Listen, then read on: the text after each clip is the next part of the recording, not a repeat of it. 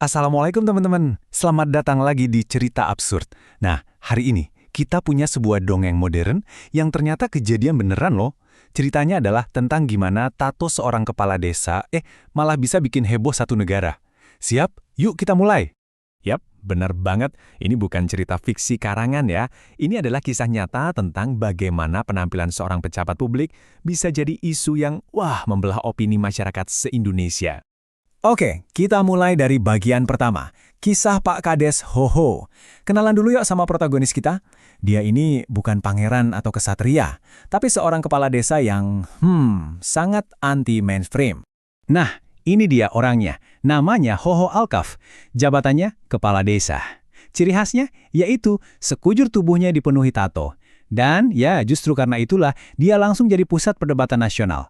Kombinasi yang jarang banget kita lihat kan? Lanjut ke bagian kedua, tantangan dari menteri. Ya, namanya juga cerita, pasti ada konfliknya dong. Dan kali ini, tantangannya datang langsung dari pojok pimpinan. Nah, ini dia nih pemicunya.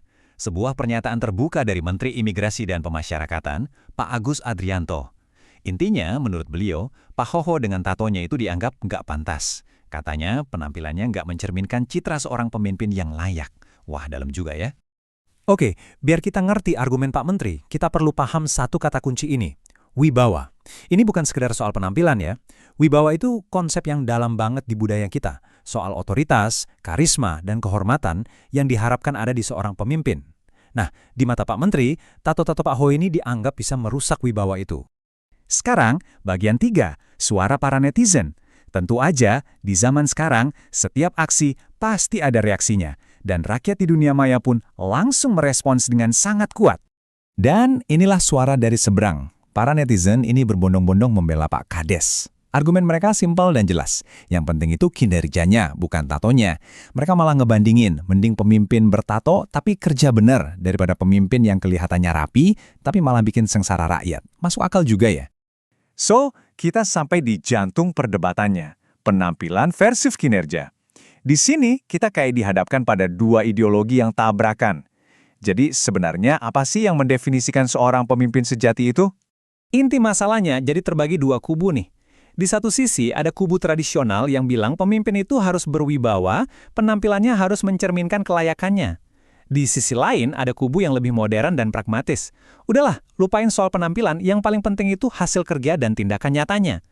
Beda banget kan cara pandangnya? Pertanyaan ini jujur ngebawa kita keluar dari kasus Pak Hoho aja.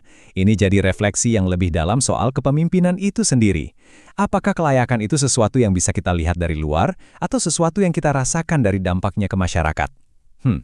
Oke, bagian terakhir. Sekarang, giliran Anda. Kita udah sajikan dua sisi argumennya nih, pandangan resmi dari pemerintah dan suara lantang dari publik. Sekarang, giliran kalian yang memutuskan. Jadi, bola panasnya sekarang ada di tangan kalian. Menurut kalian gimana? Seorang pemimpin itu harusnya kita nilai dari penampilan luarnya atau dari tindakan dan kinerja nyatanya? Coba deh diskusiin di kolom komentar. Oke, segitu dulu dari cerita absurd kali ini. Terima kasih banyak udah nyimak. Sampai ketemu di cerita-cerita berikutnya.